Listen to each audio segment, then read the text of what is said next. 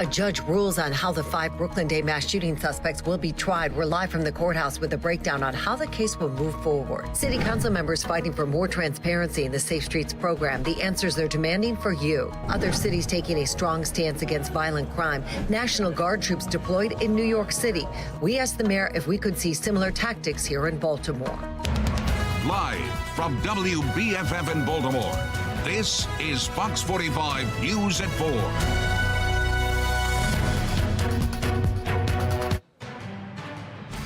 Fox 45 comes on the air with breaking news this afternoon. A judge rules the 5 suspects in the deadly Brooklyn Day mass shooting will be tried in 3 separate trials.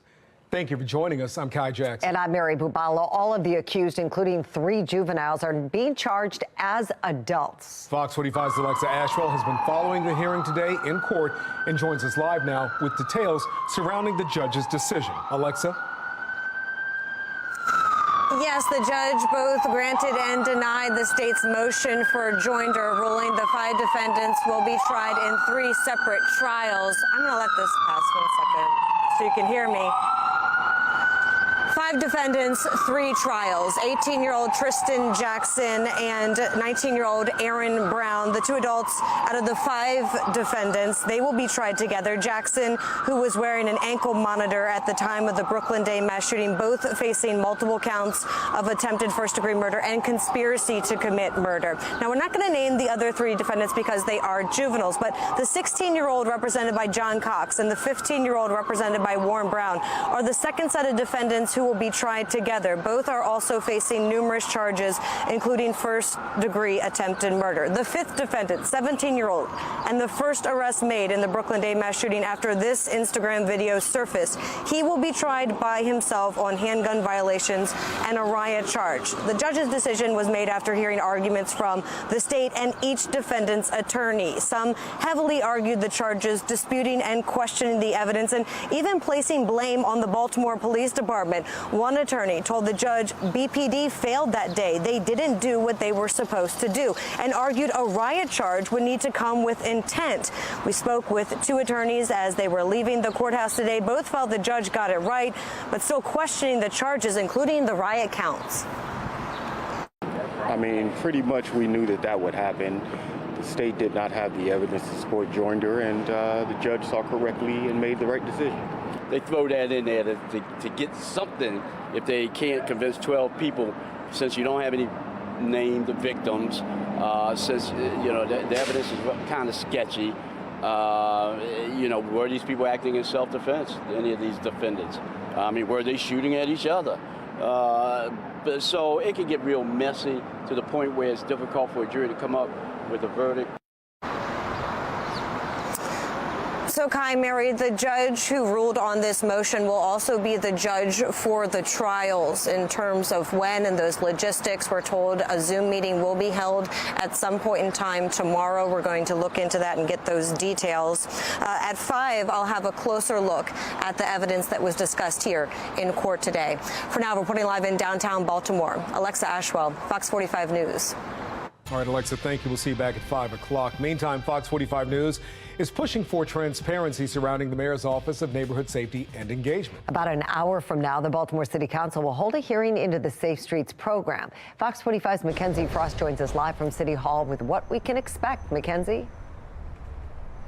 Well, we are expecting to get a little more insight, Mary and Kai, into how Safe Streets employees are hired, screened, and what their protocols are for their daily operations. We know that this hearing tonight was sparked really coming from City Council President Nick Mosby, who told me last week that he really started to get some red flags following several of our investigations that took place earlier this year when we uncovered the link between former Safe Streets employees and gangs operating in the city. The City Council President said he wants to know exactly how these employees are screened, what are the protocols for their daily work, as well as how Monzi keeps track of the progress for the Safe Streets program. As you know, we've been investigating the Safe Streets program for several years now, and we really have been met with a lack of transparency from leaders inside City Hall. Councilman Isaac Yitzi Schleifer is the chair of this committee tonight, and we spoke with him yesterday talking about about what he expects as well as the answers that he's looking for. He says he wants to hear directly from Monzi as well as the nonprofits operating those Safe Streets locations, LifeBridge and Catholic Charities. Councilman Schleifer says he does expect to see representatives from all of those agencies and entities tonight to answer questions. And he says if he doesn't get the answers he's looking for, he'll bring them back to question them some more. There really should not be any difference between the level of transparency the public is entitled to with city employees versus city-funded employees. Monzi is the first entity to take credit for any reduction in crime, but when there's an increase in crime in those same locations, they're the first to point fingers. The previous director has stonewalled the city council with even the most basic questions, most basic operational questions, refused to answer them. And so now there's a new director, and hopefully this new director is transparent. So we also know, we have to remember as well that these employees of the Safe Streets program are not direct city employees, rather employees of the nonprofits for which they work at the various Safe Streets locations. However, this program is entirely funded by taxpayers. And that's something that Councilman Schleifer says really is the crux of the transparency concerns. He believes that the people of Baltimore deserve to know more information about these employees since the taxpayers are the ones paying their salary. Again, this hearing is scheduled to start at 5 o'clock. We'll see if that actually happens, but we'll be inside and let you know when it begins. We're live outside City Hall. Mackenzie Frost, Fox 45 News. Mackenzie, thank you. Well, Fox 45 News continues to push for more transparency concerning the people who work for Safe Streets. In the past, we have seen criminal issues arise within the program, and this includes the case of Vernon Harper. He pleaded guilty to federal drug charges. Prosecutors said he had been dealing drugs in the same Safe Streets zone where he worked. His work with Safe Streets was revealed through details in this indictment. The city did not disclose that information. Ronald Alexander was sentenced to more than 11 years in prison for distributing drugs in Baltimore.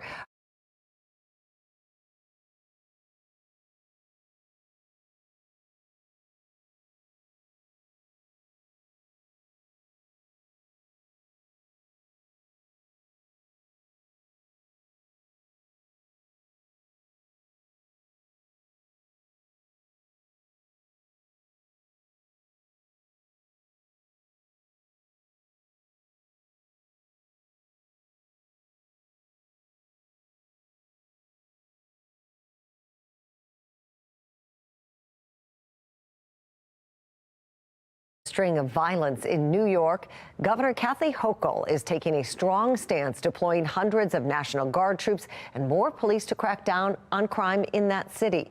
It is a crime-fighting solution that's been brought up in Baltimore before. Fox 45's Jessica Babb asking the mayor if it's something we could see here in Baltimore. Jessica, what do you have to say? Well, we have a live look from New York City where 750 National Guard troops are being deployed as part of a plan from the governor's office to address violence. Their presence alone can prevent crime. With some calling on Mayor Brandon Scott to do more to address crime in Baltimore, I've asked him if deploying the National Guard is something he's considering. With a fight between two groups of teens leading to a deadly shooting in New York, a train conductor slashed in the neck and a man kicked onto the subway tracks. New York Governor Kathy Hochul is cracking down on crime. These brazen, heinous attacks on our subway system will not be tolerated. Stepping up safety in the subway system, she's deploying 750 National Guard troops and hundreds of police officers who will assist the NYPD, checking bags, monitoring entrances, and looking for weapons, a presence that can act as a deterrent. Anyone looking to do harm or spread fear on our subways, you will be caught. Plain and simple. There will be consequences. In Baltimore, I made it very clear from the beginning of my administration that public safety was our #1 focus. Mayor Brandon Scott says he's been trying to tackle the crime, but with the problems persisting, especially with crime committed by kids and a mounting police shortage. In an email, I asked Mayor Brandon Scott if deploying the National Guard is something he's considering now, a question we've asked many times before. But there's also another option, one we're seeing south of Baltimore. Leaders in D.C. sending a message, with the city council passing a new crime bill, in part dealing with carjackings, theft, and drugs. The goal? To reduce crime and hold people accountable. I am hopeful and believe that today's action sends a very clear message that we are turning in a safer and more secure direction. Back in Baltimore, while Scott has said he's frustrated by similar crime in the city, previously he said he doesn't plan to follow in D.C.'s footsteps to address it. D.C. is a city that's governed differently than ours and any other city in the country. Essentially, D.C. is a city and a state at the same time. They control a whole manner of juvenile systems that we don't. But I asked him again Thursday if he would consider legislation like what passed in D.C. or if he's planning on taking a stronger stance. So far, the mayor has not responded to any of my questions. For Fox 45, I'm Jessica Babb. Are you better off now than before? I'm Christine Frizzell in Washington, where the White House is working to turn the tide on how Americans view the economy. Plus, frustration in Howard County over the school zone's contracts with Zoom buses. Why they argue the school system's not being transparent with taxpayer dollars. Well, here's a sight for sore eyes. Some blue skies. It's been a while since we've seen something like this. A good looking sight out there, and it made it to 61 degrees already. We're going to be talking about another decent day ahead, but we are tracking some weekend rain. Tracking it all for you coming up.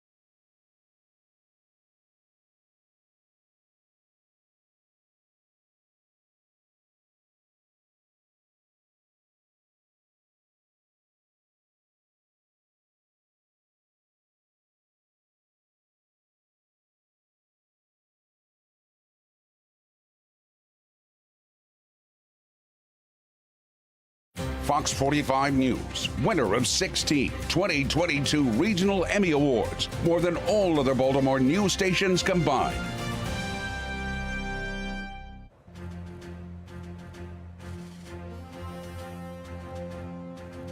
When describing tonight's State of the Union address, two words keep coming up time and time again: high stakes. With the 2024 presidential election essentially in full swing, President Biden is fighting mounting concerns and low approval ratings as he addresses the nation tonight. National correspondent Christine Frizzell joins us live from Capitol Hill to talk more about the big talk tonight. Christine.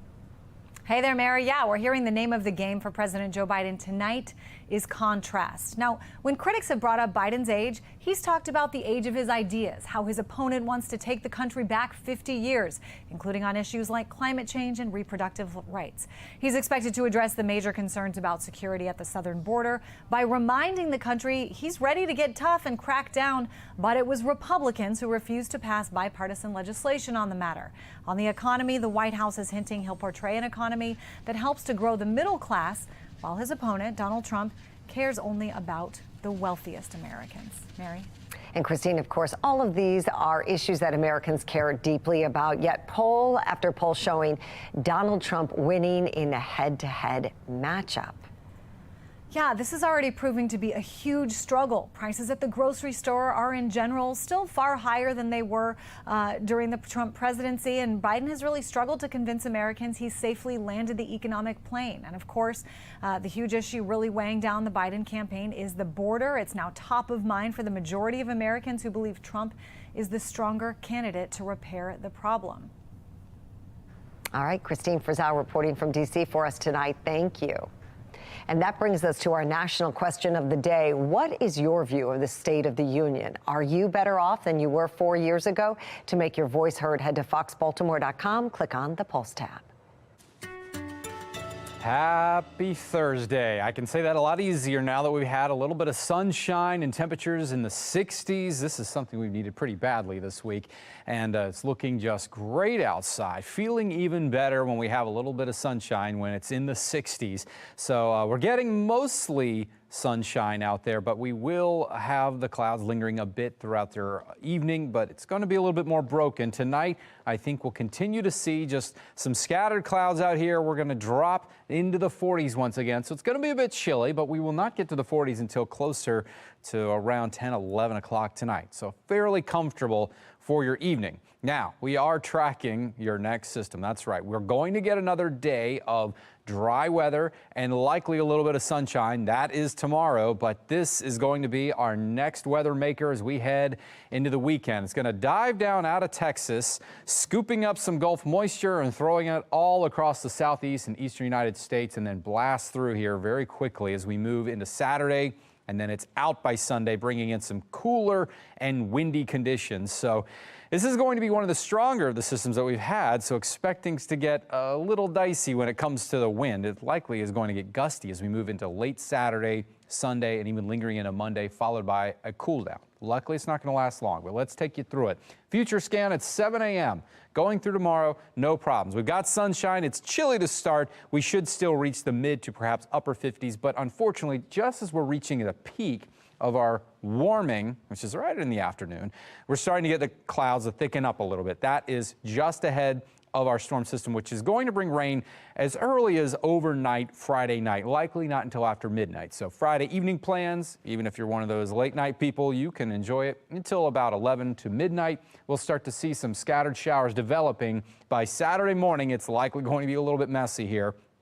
Late Saturday morning, we could see some heavier rainfall moving through the area, perhaps even some rumbles of thunder as the system rolls through. Temperatures are going to be still fairly cool to mild for your Saturday, but rain, shine, that's just the way it's going to feel no matter what. So you can imagine with the rain coming, I would say tomorrow not likely a good day to wash the car. Definitely, obviously not Saturday, but Sunday, Monday, we're going to dry out. We're going to warm back up. So your weekend forecast, 53 is your high on Saturday, but we're going to see the rainfall around. Sunday will be cooler, but dry. And we'll take a quick look at your 7-day forecast because we do have some warmer temperatures coming after this cool down. 57 for Saturday, but look at the warmer temperatures coming next week. Now that looks great. Still ahead, parents in Howard County have had enough with unreliable busing. The growing frustration over the school system's new contractor. Plus, driving around the state could become more expensive. The toll hike being proposed and how much it could cost you.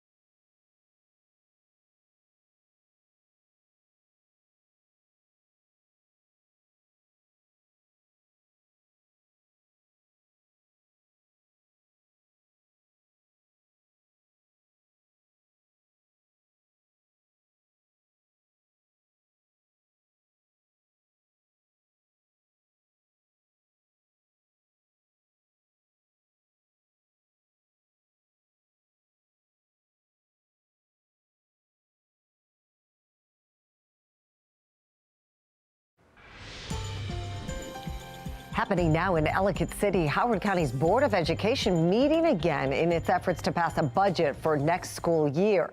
Just a few minutes ago, a family was seen outside of the school system headquarters holding signs against cutting dozens of teacher jobs. Fox 45's Amy Simpson live with more on the funding debate for Howard County. Amy.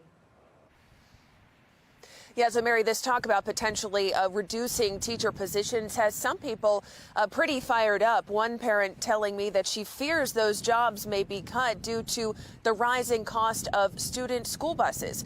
You may remember that Howard County dealt with weeks of school bus problems at the start of this school year as it rolled out service with Zoom, its new California-based bus contractor. That eventually prompted taxpayers to press for answers and trying to follow the money there. This week, one parent's quest for an unredacted copy of the district's contract with Zoom met another roadblock. The district did not agree to mediation with the state's public access ombudsman over the public information dispute. Yesterday, I got the response that Howard County Public School System had respectfully declined mediation, which really surprised me because I'm not a naturally skeptical person, and I really was hoping just for clarity. It seems like this information should be public. Now, today, the district responded to Fox 45 about this MPIA dispute, saying in part, quote, the school system did not foresee the ability to release additional information through the mediation process. And Howard County Public Schools pointed to Public Information Act statute here in Maryland that allows the district to withhold certain details, saying that with this contract, unique pricing and service offers were redacted as they have the potential to cause harm or impair the district's ability to obtain similar information in the future. And the school board is in its meeting right now discussing the school system's proposed budget for next school year coming up at 5:30. How much transportation costs are expected to rise in 2025. We're live in Ellicott City. Amy Simpson, Fox 45 News. Amy, thank you. Well, an investigation is underway today after an early morning fire at a restaurant in Baltimore County. Happened just before 6 this morning near Moe's Seafood in Dundalk. We're told 2 people were rescued. The only thing I'd like to say is thankfully no one got hurt. Everybody was safe.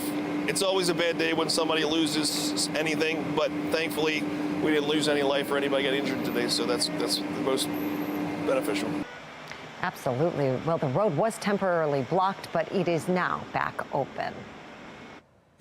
Coming up after the break, the back and forth over juvenile crime bills continues in Annapolis. How long lawmakers have to come to an agreement and what happens if they don't. Plus, video shows students and staff trapped during a fire alarm with the door padlocked. The response from city schools after Fox 45 News Project Baltimore exposed this safety violation.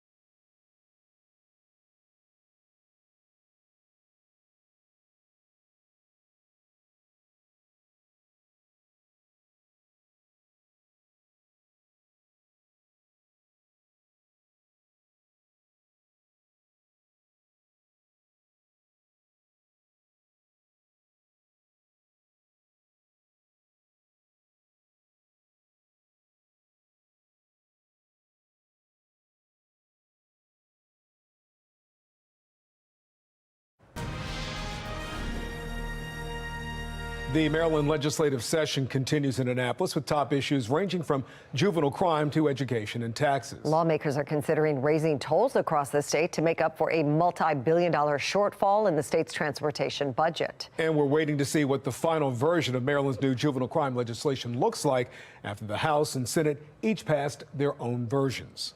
This time, we need to take it seriously. We need to make sure and hold accountable our law enforcement officers and make sure that they do what they are supposed to do righteously. Again, this is a step, but it's certainly not a leap. We have a lot more work to do when it comes to public safety. And we have team coverage tonight, diving into the top priorities this legislative session. Let's begin with Fox 45's Maxine Stryker. Maxine joins us live to explain what that proposed toll hike could mean for your wallet. Maxine. Well, Kai, for the first time in a decade, tolls could be on the rise here in Maryland. Delegate Mark Corman introducing House Bill 1070, requiring the Maryland Transportation Authority to implement near optimal toll rates, increasing the cost for you, the driver. Lawmakers are looking to solve the $3.3 billion transportation budget deficit and get long-awaited projects like the Red Line complete. The goal is to have $50 to $100 million of the toll authority's revenue be available for other transportation needs of the state. To do that, you're going to need more revenue. Another proposal of Corman's to offset that transportation deficit would add a 50-cent tax for goods delivered to your homes. We told you about that bill yesterday. A lot of people unhappy hearing about that. Both of those bills are in committee right now in Annapolis. Reporting live in Baltimore, Maxine Stryker, Fox 45 News. Maxine, thank you. And yesterday we asked you, are you willing to pay a 50-cent fee per package delivery? 99% of those who voted said no. Another big issue being discussed in Annapolis is how to combat car thefts. Baltimore County Police are warning drivers about a wave of thefts across the region, reporting 665 thefts this year. That is about 10 thefts a day on average. In Baltimore City, the car thefts have been an ongoing issue. Baltimore police say more than 1,400 auto thefts have happened this year. City State's Attorney Ivan Bates and Prince George's County State's Attorney Aisha Brayboy have spoken in favor of a bill to change how car thefts are prosecuted. Almost none of these crimes are done by one individual. So what you're seeing is the adults are preying on the juveniles and have the juveniles there as well as part of the larger overall crew.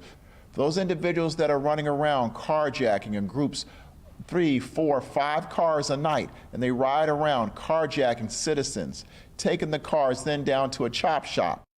The proposed bill would broaden the consequences for individuals who financially profit from the illicit activities of gangs. In particular, it would go after carjackers and those who direct young people to commit them. Now, if you have a story about a stolen car or know someone who's been impacted by the spike in auto thefts, we'd like to hear about it. Scan the QR code on your screen and tell us what happened, or send an email to news@foxbaltimore.com. Well, juvenile crime is up for debate in Annapolis as the House and Senate move forward with 2 juvenile justice bills. The Senate passed a bill with bipartisan support, which includes sweeping reforms to hold juvenile offenders more accountable. The House passed a plan of its own, which is similar but not the same. Fox 45's Megan Gillen has a closer look at both. Right now, we are waiting to see what the final version of Maryland's new juvenile crime legislation will look like. This after the House and Senate each passed their own respective versions. The biggest difference is how each chamber will handle kids between the ages of 10 and 12 years old that are accused of stealing a car. Legal expert Yuripsi Morgan weighing in on the proposals. As we look at the differences between the two, the Senate says those young offenders would need court-ordered supervision. The House, on the other hand, says on their first offense, those kids will be automatically taken to a diversionary program instead of going through DJS. Is there a good compromise between the two? Listen, there has to be a good compromise. And I think one of the glaring questions and one of the reasons that we have this kind of separation on what to do with these juvenile offenders when they're caught stealing a car is because we haven't really had great programs to put them into. So there's a lot of discussion about what these diversionary programs would even look like. Lawmakers have until the end of session, April 8th, to come to a compromise and get a bill to the governor's desk. I'm Megan Gillen, Fox 45 News. Well, if you feel your juvenile crime concerns aren't being heard, reach out to your lawmakers. House Speaker Adrian Jones and Senate President Bill Ferguson, two of the most powerful voices in Annapolis right now. Their phone numbers, email addresses right there on your screen. A Baltimore City school principal could face fines after Fox 45 exposes emergency exits in the school were padlocked shut. As Project Baltimore's Chris Papps explains, video from inside the school shows a fire alarm sounding and students and staff unable to get out. December 4th, 2023. 9:28 a.m. A fire alarm sounds at the Reach Partnership, a charter high school in Northeast Baltimore. This is video Fox 45 obtained from inside the school. You can hear the fire alarm going off, but students and staff cannot get out of the building because, as this picture shows, the emergency exit was padlocked shut. Eventually, an office employee arrives with a key to remove the padlock and let the students and staff exit the building. All exit doors should be freely operable with no hindrances whatsoever. Kevin Cartwright is with the Baltimore City Fire Department. This can certainly create a life hazard issue for the students, teachers, and administrators. But Project Baltimore has learned this is not the only door in the school that has been padlocked. The door in the video is located in stairwell A, but we can see in this picture that the door in stairwell B is also locked shut. Sources tell Project Baltimore these locks were installed on the exit doors in September of 2022. A year and a half ago. The two doors are located on the side of the school, facing Harford Road. You can see from the outside the bolts used to secure the locks. Sources say they were installed to prevent people from entering the school with drugs or weapons. Having those concerns for individuals walking into the school who don't belong in the school can pose a hazard and a threat to those students as well. However, they have to maintain compliance. According to OSHA, the Occupational Safety and Health Administration, no lock or fastening to prevent free escape from inside of any building shall be installed except in mental, penal, or corrective institutions where supervisory personnel is continually on duty. In other words, the locks on these doors are unlawful. Cartwright says, pending an investigation, the school administrator could be fined by the state. Project Baltimore last week reached out to Baltimore City schools about the locks on the doors and the safety hazard they present. The district replied in a statement, "The safety of our students and staff is vital.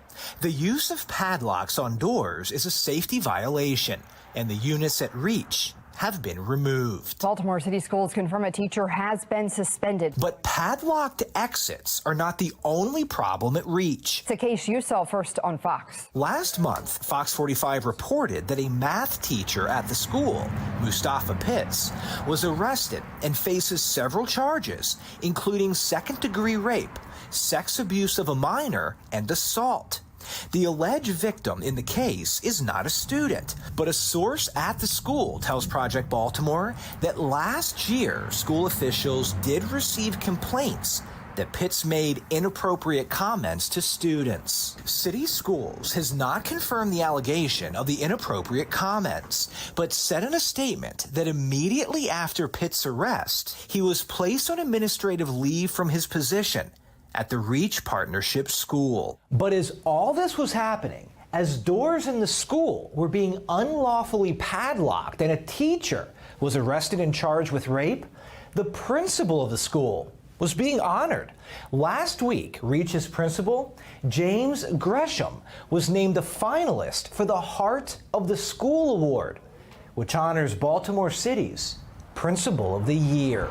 In its statement to Project Baltimore, City Schools said it will install security cameras at the doors that were padlocked in an effort to secure doors at the school in a permissible manner to prevent unauthorized access. But remember, these doors were padlocked a year and a half ago, which Cartwright says adds to the problem because the locks were not removed until after a source contacted Project Baltimore. That certainly, could raise some concerns having them on for that duration of a time. Project Baltimore will stay on this story, but in the meantime, we want to hear from you.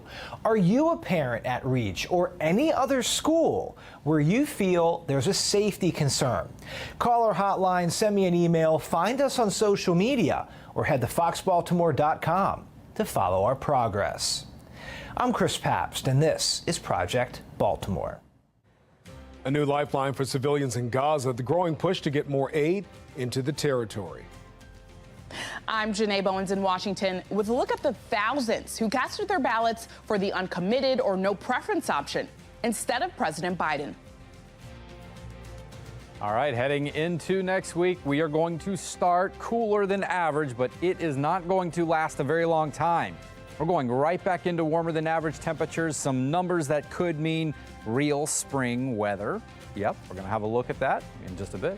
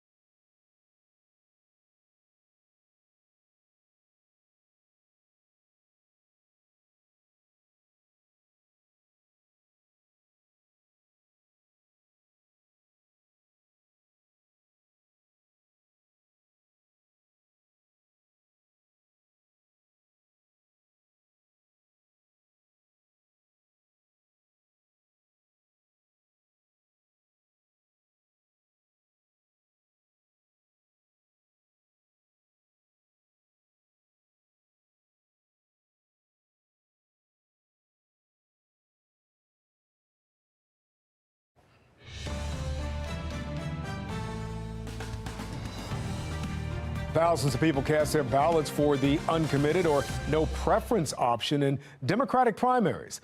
This is activists protest the Biden administration's handling of Gaza. National correspondent Janae Bowens looks into how it impacts the presidential race. Saba Saad is one of the more than 100,000 people who voted uncommitted during Michigan's Democratic presidential primary. If you want to be able to keep your job, listen to the young people who are telling you, we're not scared of throwing this whole election away.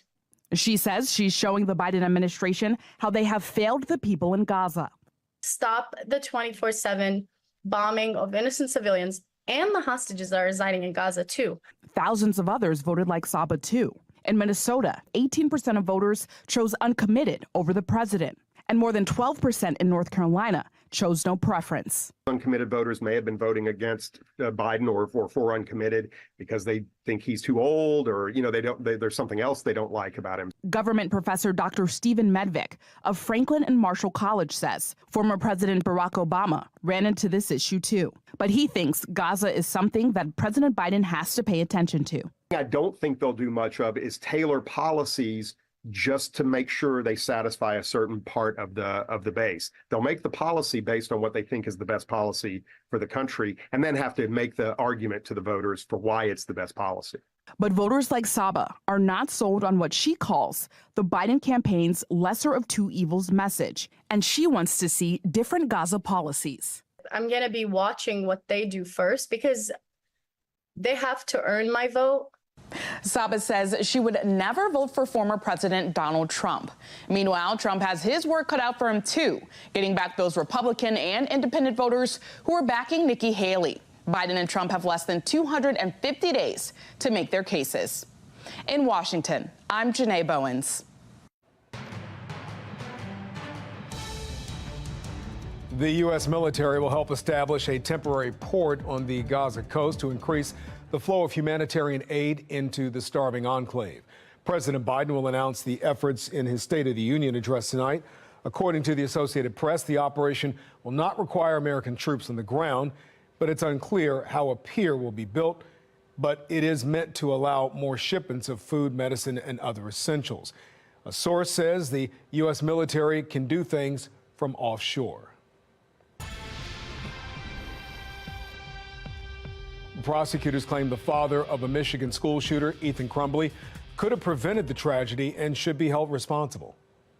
James Crumbley bought that gun that his son used to kill as a gift for his son 4 days before the attack. James Crumbley failed to secure that gun in a way to prevent his son from accessing it. Well, James Crumbley's son shot and killed 4 students at Oxford High School in 2021. And now he's standing trial for it. Ethan's father faces 1 count of involuntary manslaughter for each student killed, but his defense argues he didn't know his son knew where the gun was stored. James Crumbley was not aware that his son had access to that firearm. You will hear testimony that access was not allowed. Ethan's mother, Jennifer Crumbley, was found guilty of the same charges last month. Ethan, now 17 years old, is serving life in prison for murder and terrorism.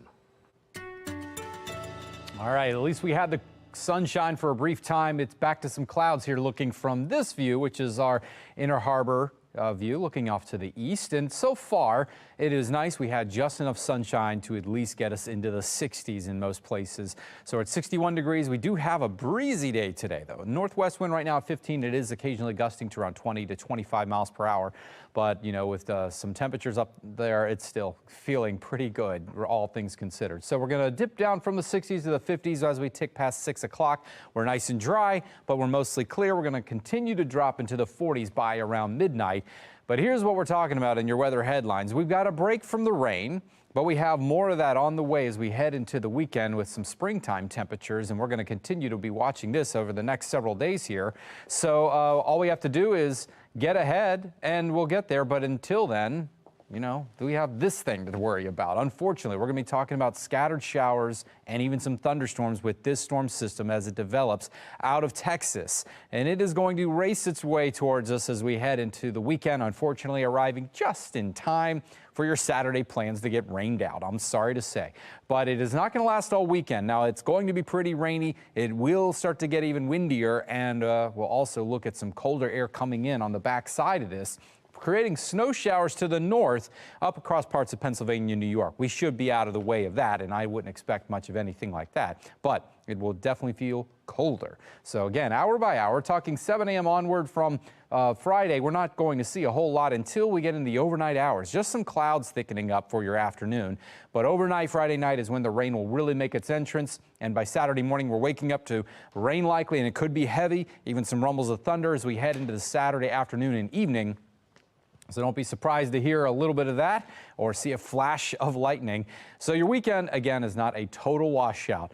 Saturday may be the one day that it is, though. Plenty of rainfall around, especially right in the heart of the day. But by Sunday, we're drying out as sunshine will return, but it will be quite windy and chillier. Highs are only going to likely be in the mid to upper 40s. But this colder air mass is not going to be sitting around here for very long. In fact, it'll be exiting just as we get into Tuesday and Wednesday. We're going to see a big temperature recovery already. So here's what I'm talking about. 7-day forecast. Yeah, we hit the 60s today. We'll likely hit it very close to that tomorrow with some sunshine around. Saturday still fairly mild, but the rain and thunderstorms around will be a bit of an issue, of course, and it'll be windy on Sunday. Don't forget, we're going to be winding our clocks forward an hour, losing an hour's sleep, but we'll be gaining it with some sunset times. Now look at our temperatures. We bottom out in the 50s Sunday, Monday, but there we go. We're back to the 60s on Tuesday. How about upper 60s on Thursday?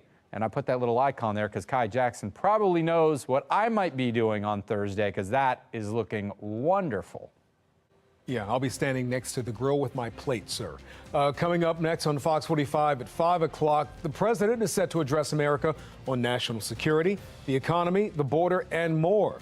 We have a preview of tonight's State of the Union address. This will grab your attention, won't it? I'm Liz Bonus. We're going to share new AI tools for colonoscopies. It's just ahead.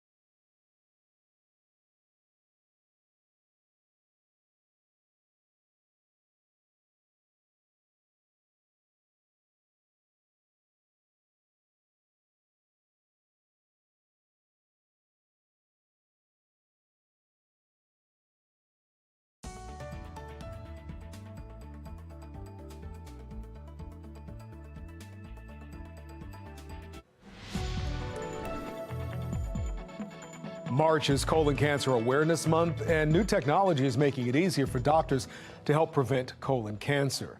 Medical reporter Liz Bonus explains how it works. Hey there, everybody, look at this. It'll get your attention. If you're scheduled to have a colonoscopy soon, you may want to ask your gastroenterology team if they use one of the newer tools where these little green boxes show up. As these images provided by Medtronic show, it's part of a new system using AI, or artificial intelligence, to help detect polyps during a colonoscopy. The system for early detection of these polyps that can become cancerous is called GI Genius. The actual computer will go and look for what they think are polyps. If the computer thinks it sees a polyp, it puts a big green box that we can't ignore. Gastroenterologist Dr. Andrew Boxer says he's been using this technology for more than a year. A recent study found when compared to colonoscopy alone, it can up the computer-aided polyp detection rate by 14%. I could tell you, I probably, for myself, saw probably about a 10% absolute increase, so a significant increase. As for why we should get a colonoscopy to remove these polyps, probably about 50 to 60% of Americans over age 45 will have an adenoma. And these can grow and grow and grow, and they can grow into cancer. This screening test now recommended for those of average risk by age 45, earlier if you have a family history of colon cancer. With your health news, I'm Liz Bonus reporting. All right, let's take another look at your 7-day forecast. Some good news in here, but we've got to get through the bad first. So it's 61 tomorrow. We'll have a good amount of sunshine. We do have rain and thunderstorms likely on Saturday. In fact, it's going to be quite a washout of a day. 57 for your high. We'll spring forward an hour, so we're going to lose our hour of sleep, and we'll get it with a later sunset, though. But Sunday will be windier, cooler. Same for Monday. After that, it is all uphill. We're actually going to hit the 60s, and we don't have to deal with rain at the same time. It is going to feel a lot like springtime weather, especially as we get a little bit towards Wednesday and Thursday. All right, Gerard, thank you. Coming up on Fox 45 News at 5 o'clock, a highly anticipated Safe Streets hearing in City Hall set to begin any moment. The latest on a push for transparency for the program. And a judge's decision is shaping the future of the Brooklyn Day mass shooting case. We'll break down the latest developments from court.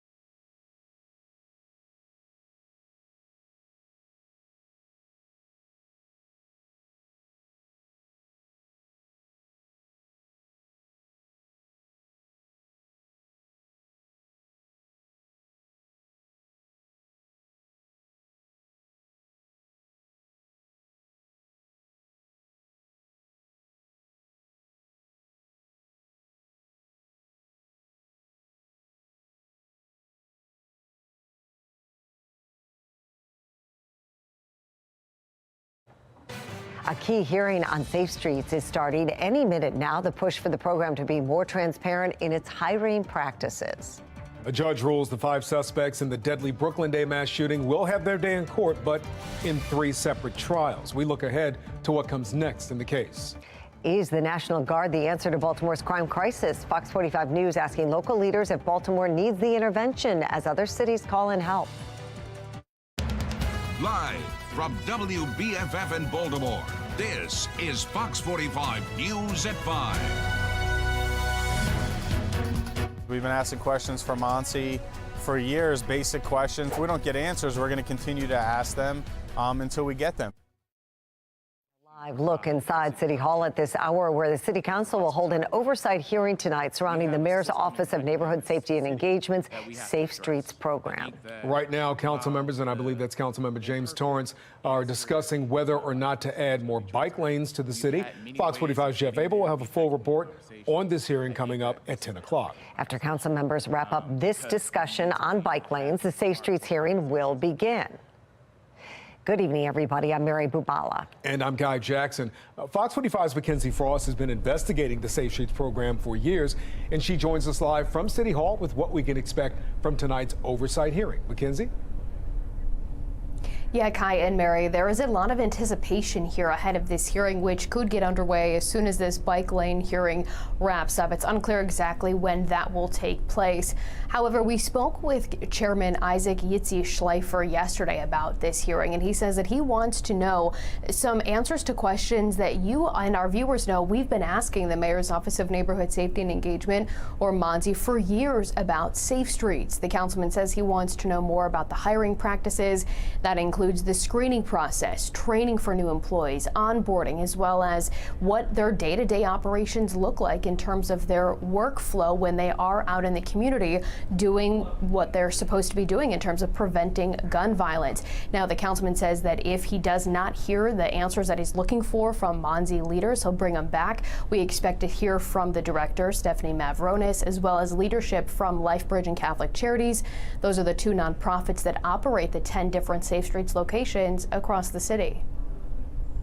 There really should not be any difference between the level of transparency the public is entitled to with city employees versus city-funded employees. MONSE is the first entity to take credit for any reduction in crime, but when there's an increase in crime in those same locations, they're the first to point fingers. The previous director has stonewalled the city council with even the most basic questions, the most basic operational questions, refused to answer them.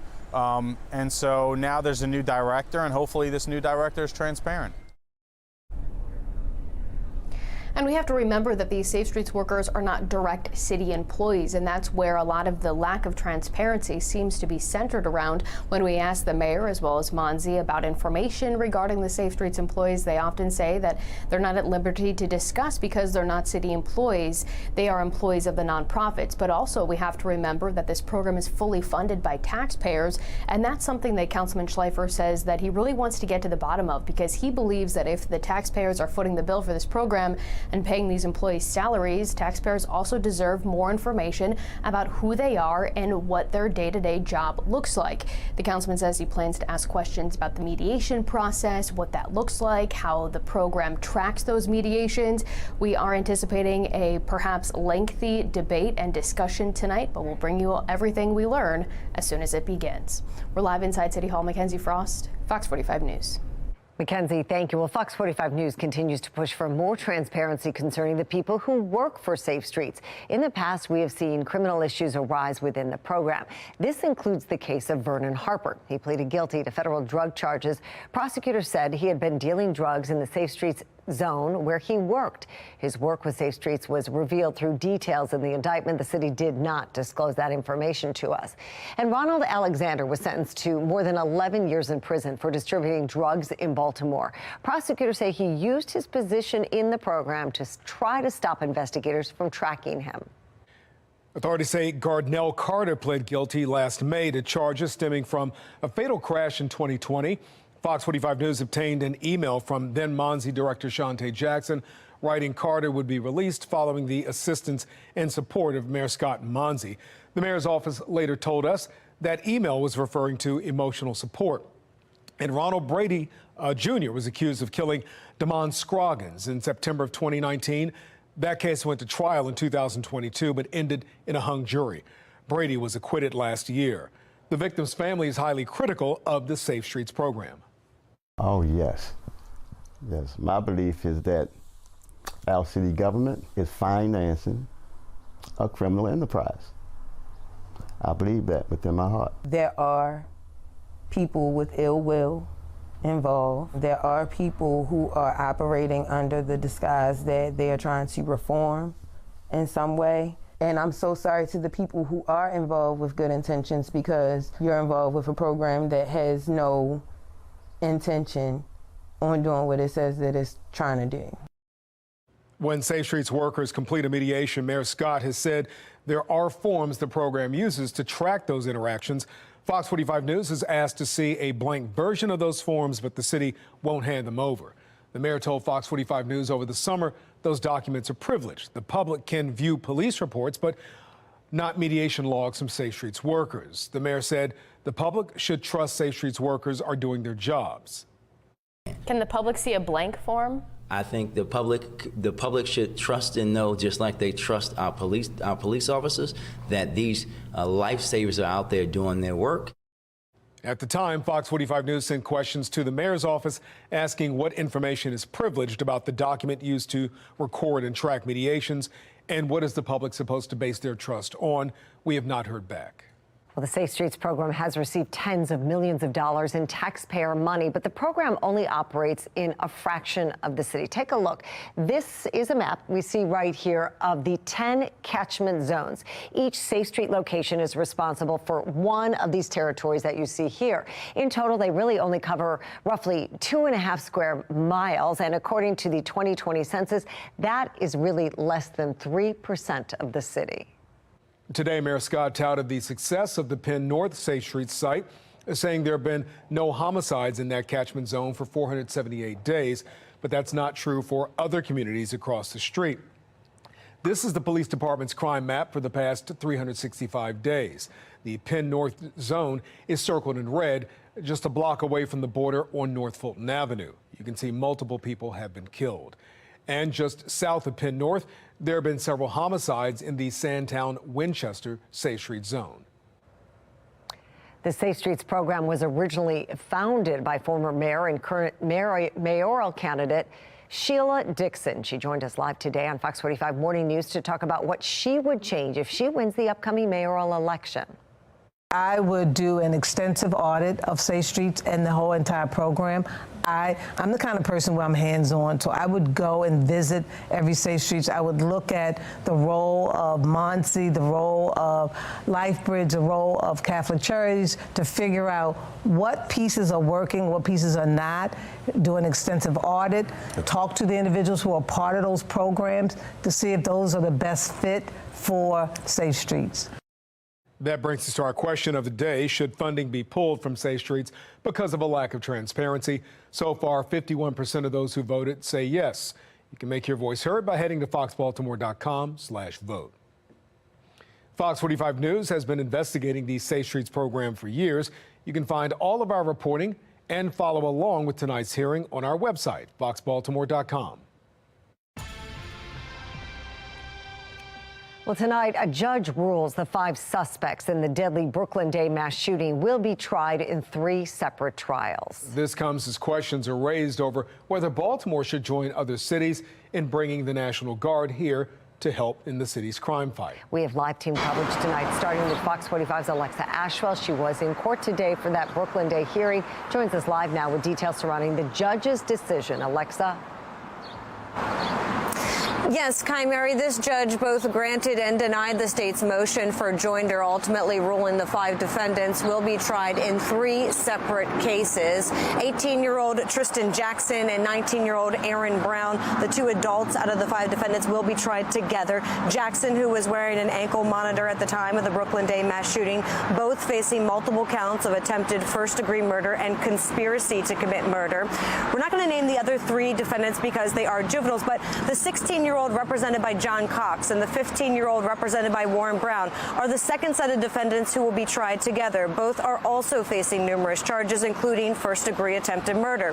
The 5th defendant, 17 years old, and the first arrest made in the Brooklyn Day mass shooting after this Instagram video surfaced. He will be tried by himself and on handgun violations and a riot charge. The judge's decision was made after hearing arguments from the state and each defendant's attorney. The state used evidence to support its argument to try the cases together, including video surveillance, GPS data, forensic evidence, and witness testimony. But the defense attorneys heavily argued the charges and questioned the evidence. Some even placed blame on the Baltimore Police Department. One attorney telling the judge BPD failed that day. They didn't do what they were supposed to do, and argued a riot charge would need to come with intent. Another attorney expressed concern the jury would hear evidence pertaining to one defendant and just lump them together in a verdict, saying 142 charges, 5 people, unknown victims, and different locations.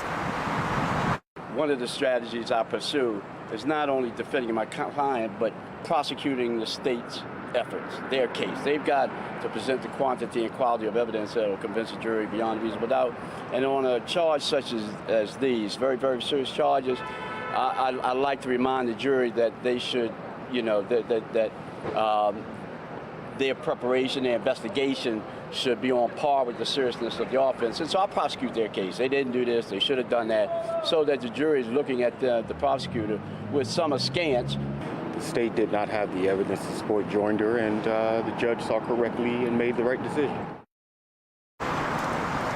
Now, the judge who ruled on today's motion will also be the judge for these 3 trials. Now, initially in court, it was said that they were going to have a Zoom hearing tomorrow morning to determine when that will be. I just received a text message saying that may not, in fact, happen, and they may push this back to April. I'm going to get some clarity on that, and I'll have an update for you coming up at 6.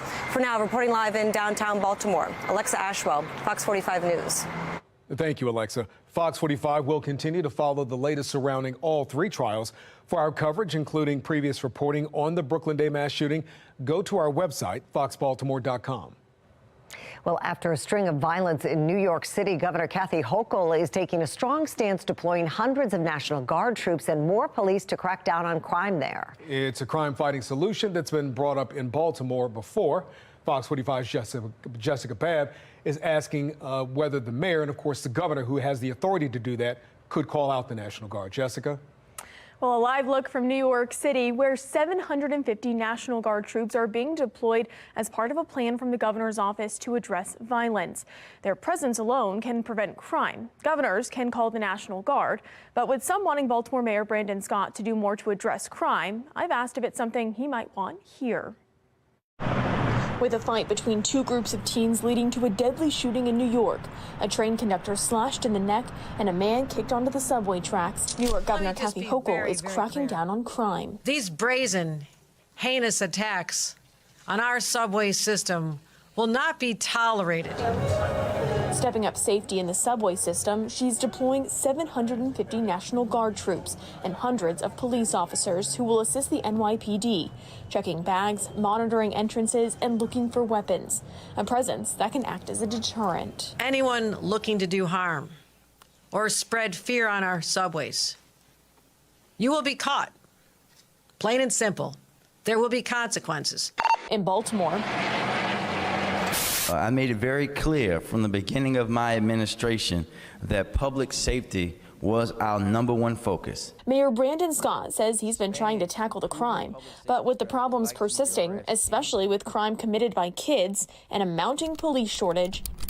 In an email, I asked Mayor Brandon Scott if the National Guard is something he's considering now, a question we've asked many times before.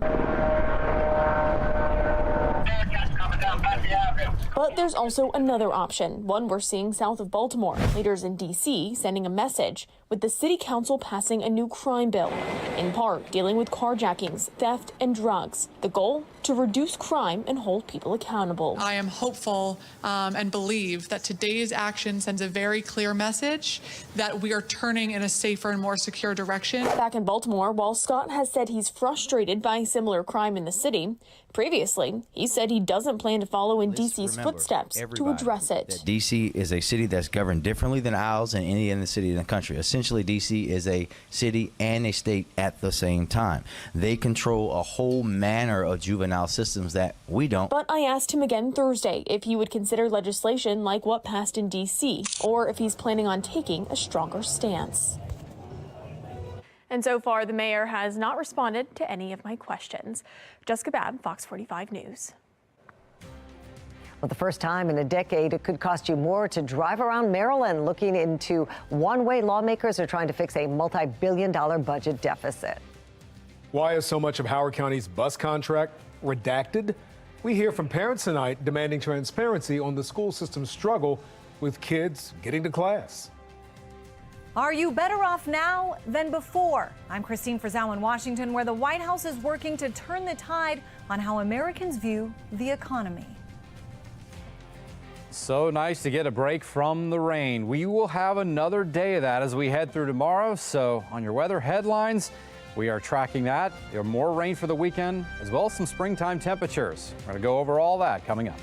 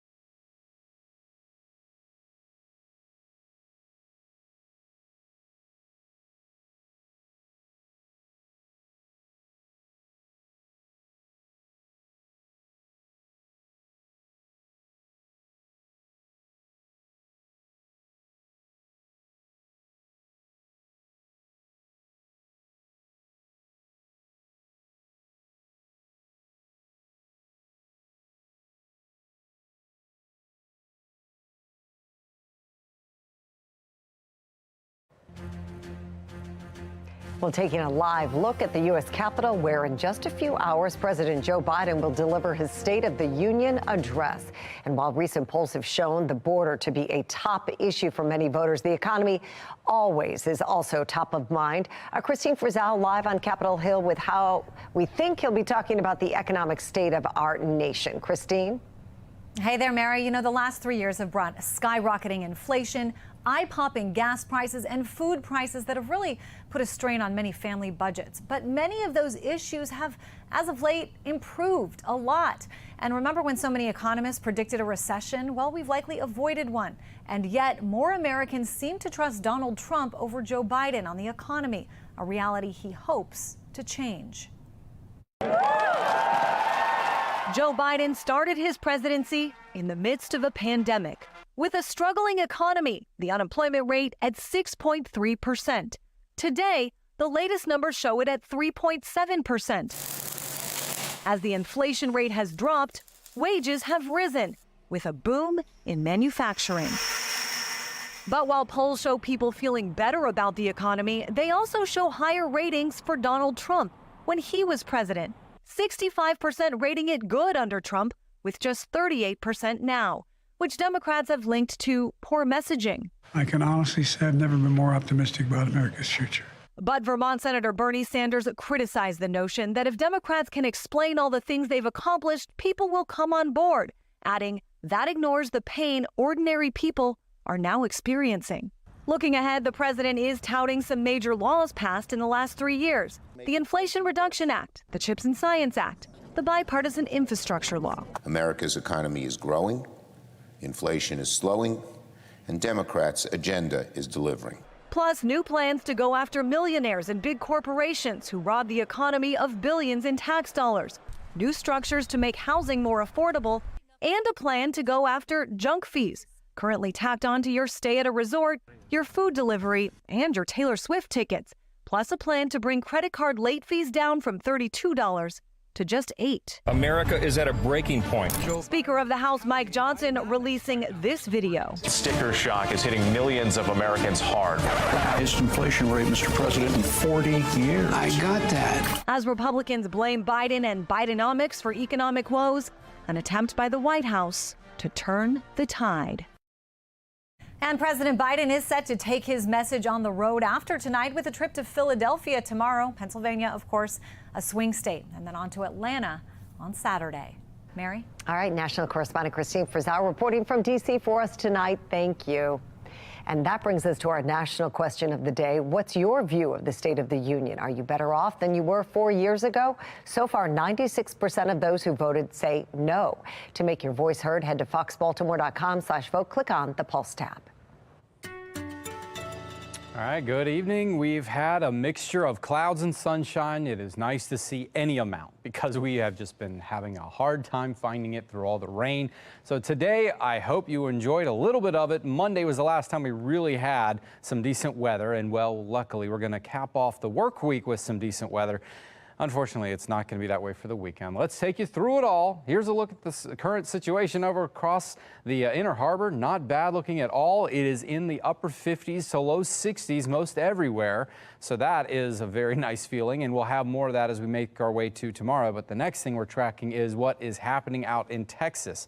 And yes, our weather is coming from all the way down in the Lone Star State. We're going to watch as one system develops, brings in moisture off of the Gulf of Mexico, and basically creates a mess of rain, thunderstorms all across the south and east. We'll see it in the mid-Atlantic region as we move into Saturday. The storm system luckily is a quicker moving one, so that means we'll see it already exiting by the time we get into Sunday, but it will still mean some cooler temperatures and windy conditions on the backside of it. So we're going through, here we are on Friday morning, 40s to start, so chilly, but in the afternoon we should still reach the mid to upper 50s. Clouds thickening up in the afternoon. That's ahead of our storm system, and they'll be overcast as we get into the night.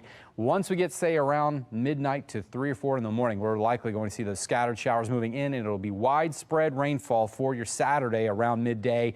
And we'll likely continue to see, at the very least, scattered showers with some embedded thunderstorms here and there for Saturday afternoon and evening. So the rain's going to be around for your Saturday. You can bet on that. We're likely going to have much of a washout on Saturday. Not going to be that way for Sunday. That's the good news. It'll be dry, but much cooler and windier. So it's not going to be the easiest of days if you want to spend it outdoors, but at least you have one dry day with some sunshine in there. And if you want to see some warmer temperatures, they will be getting here. We are going to be a lot cooler, of course, for your Sunday, Monday, maybe even a bit for Tuesday, but we're going to recover quickly as we'll see temperatures soaring well above average. Take a look at what I'm talking about here. First, we've got the cooler air in as we move into Saturday, Sunday, and even into Monday. We've got to deal with the rainfall. But then as we get into Tuesday and Wednesday, look at this. We're in the 60s already. Upper 60s looks pretty good as I'm seeing it right now for Thursday. That could carry on into your Friday as well. And I'm looking forward to that. At least we're not expecting any rain or thunderstorms. No big storm systems late next week. Don't forget, we're going to be springing forward. Remember to wind your clock forward on Saturday night. Well, are you safe while heading to the mall? The security concerns at Towson Town Center after multiple robberies. I'm Atrell Nishar in Washington with the new warning from a widely respected Democratic strategist about the impact President Biden's support for Israel could have on his re-election bid.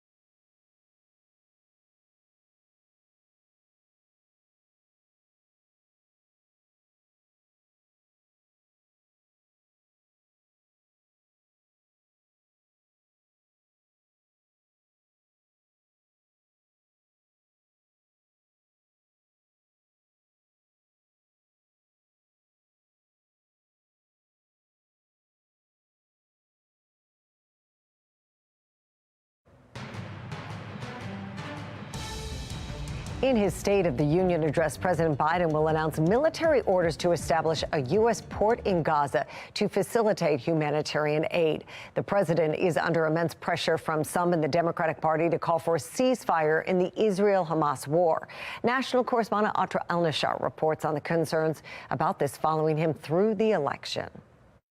He's been a legendary voice in Democratic politics for decades. Now, James Carville has another blunt message for President Biden. In a Daily Mail op-ed, Carville says tensions in the Democratic Party over the Israel-Hamas war could spark a repeat of the chaos seen at the 1968 Democratic Convention in Chicago. Hundreds were injured during the unrest, coincidentally, where Democrats will hold their convention this summer. Back then, the tension stemmed from then-President Johnson's decisions in the Vietnam War. Carville writes, "I'm not predicting that Chicago streets will again erupt into violence, but if tensions in the Democratic Party continue to build over the ongoing Israel-Gaza war, the discontented are going to seek an outlet, and their numbers may be overwhelming." That's all right. That's all right. The president, cabinet officials, even the first lady already encounter protesters on a regular basis.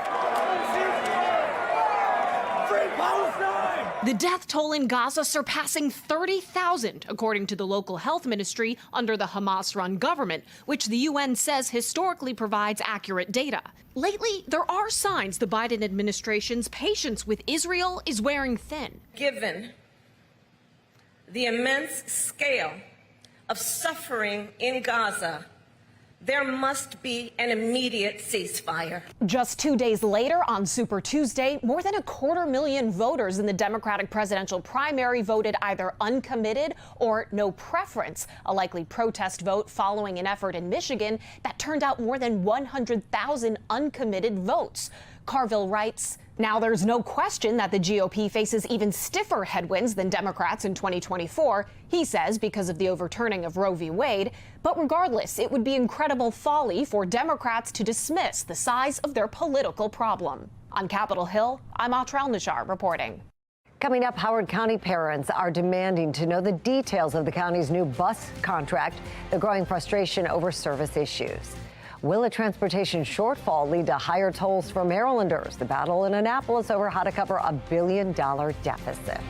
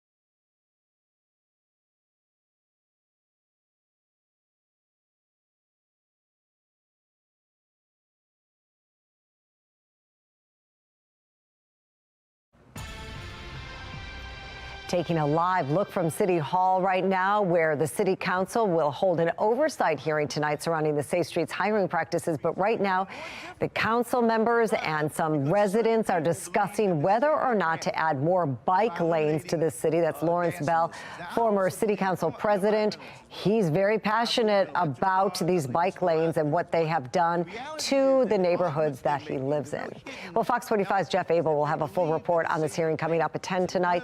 After council members wrap up this discussion, the Safe Streets hearing will begin. And once it does, we'll bring you the latest updates on air and online at foxbaltimore.com. I think we're all getting hosed. Yes. I mean, there's just no way around it. It's got to happen if you want the red line to come. Maryland tolls could be going up for the first time in a decade thanks to a proposed bill in Annapolis. Fox 45's Maxine Stryker joins us live to explain. Maxine. Well, Mary and Kai, lawmakers are hoping to solve a multi-billion-dollar transportation budget deficit by asking you to pay more on the roads. I have a dirty secret for you.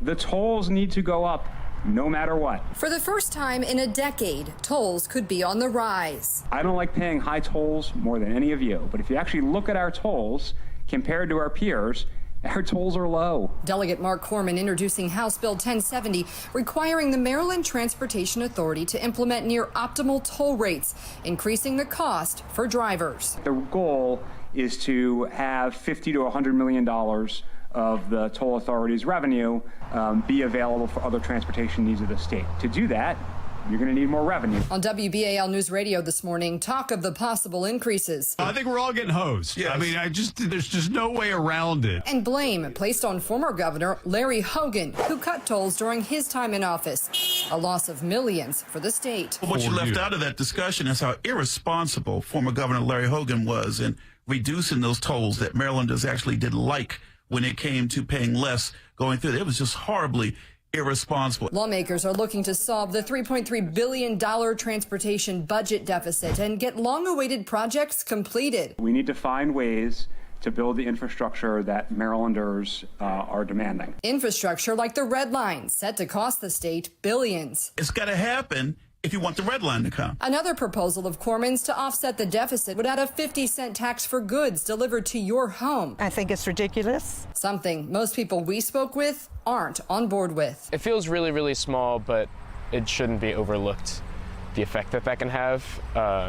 And it feels strange that it's falling on the consumer and not the storefront. One way or another, it seems inevitable that increases to you are on the horizon. Now, Governor Westmore has pledged $150 million in rainy day funds to help offset this budget deficit when it comes to transportation, but there's still concern that it's not enough.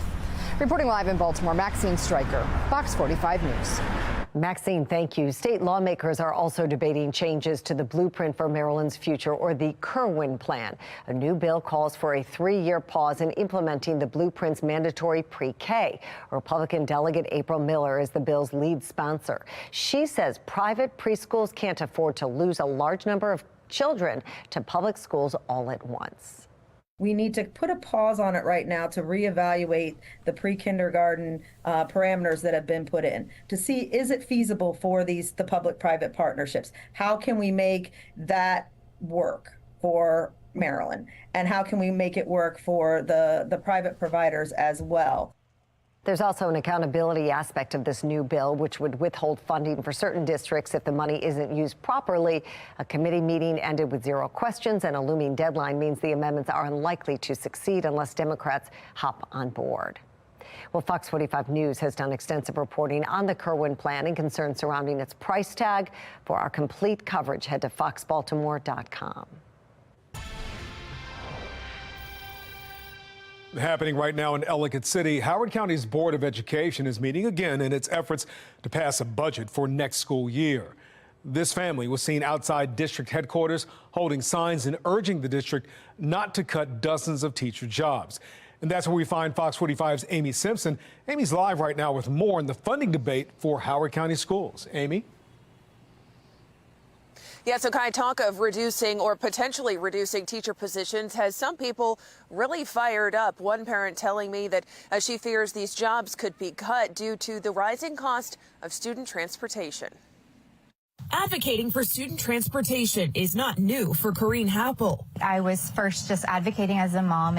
My school bus service was getting cut. Most recently, this mom among those who filed Maryland Public Information Act requests with Howard County Public Schools for a copy of its contract with Zoom Transportation. Many people spoke to me and said, many people with legal expertise spoke to me and said this is unusual for so much of a public contract to be redacted. Zoom is the California-based bus company that made headlines for weeks after its botched transportation rollout during this year's back-to-school season. Bus routes were canceled and thousands of students were late to class for the first few weeks of the year. The district later adjusted bell times to make bus schedules work, eventually prompting taxpayers to press for answers, trying to follow the money. But just this week, this Howard County parent says she reached another roadblock, receiving this note from the Office of Maryland's Public Access Ombudsman, informing her that Howard County Public Schools declined mediation for the MPIA dispute. If there's nothing that's going to harm, it seems like this information should be public. This push for transparency around the bus contract comes amid budget discussions for next school year. The superintendent's proposed budget even lists transportation contract costs among the 4 most significant reasons for budget increases in the 2025 fiscal year. The proposed budget notes a $9 million increase for transportation contract costs, potentially increasing student transportation's piece of the pie to more than $67 million next year. Today, Fox 45 questioned the district about why it declined mediation, also asking for the district's reasons for declining to share an unredacted copy of the Zoom contract. Howard County Schools telling Fox 45 News in part, the school system did not foresee the ability to release additional information through the mediation process, pointing to Public Information Act statute that allows the district to withhold certain details, saying with this contract, unique pricing and service offers were redacted, claiming it could cause harm to the vendor or impair the district to obtain similar info down the line. I'm just a mom. I'm not looking for to harm a company or to harm an individual. I really am looking for answers for people to have. Meanwhile, this mom says she intends to appeal as her push for more transparency continues. And Howard County School Board is in its meeting inside now discussing and debating that fiscal year 2025 budget. And tonight the question remains, will they adopt a budget and what will it include? We're live in Ellicott City. Amy Simpson, Fox 45 News. Amy, thank you. We have an investigation that's underway after an early morning fire in Baltimore County. It happened just before 6 this morning near Moe's Seafood in Dundalk. We're told 2 people were rescued. Officials say they are glad no one was seriously hurt. The only thing I'd like to say is thankfully no one got hurt. Everybody was safe. It's always a bad day when somebody loses anything, but thankfully we didn't lose any life or anybody got injured today, so that's the most beneficial. Well, Eastern Avenue was temporarily blocked while firefighters worked to put out the fire, but it is now reopened. Well, also happening in Baltimore County, a robbery inside the Macy's at the Towson Town Center has some residents rethinking their shopping habits. Fox 45's Vincent Hild has a closer look at the investigation and the safety concerns from shoppers and residents.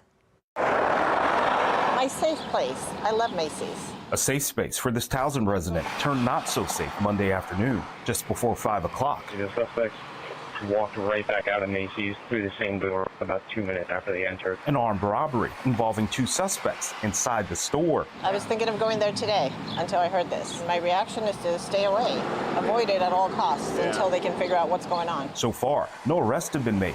And Baltimore County Police are still trying to figure out who robbed someone Friday in the parking garage of the town center.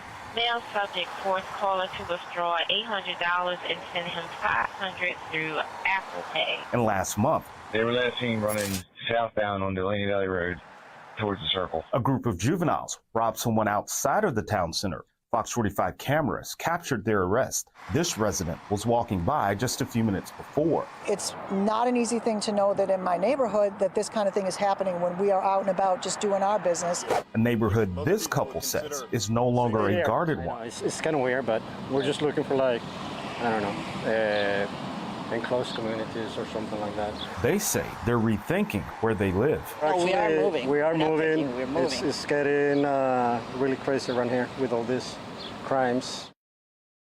That was Vincent Hill reporting. It is important to note Macy's is closing more than 100 stores across the nation over the next 2 years, more than 20% of its locations.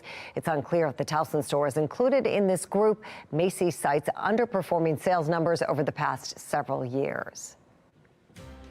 Still ahead, rapper Drake giving a major surprise to one fan during his tour, what it was and why the fan says it was all part of God's plan. And are you ready to lose an hour of sleep this weekend? But you're going to gain daylight. Why doctors say daylight saving time may have bigger impacts than you think. I do like exiting out the dark and cold months of winter and looking forward to brighter days of spring. We're already seeing some sunshine out there today. We've got more to come your way. While it's 61 degrees now, we've got to talk about what is coming in the next few days, which is a chill down, but warmer air coming too. We'll talk about it.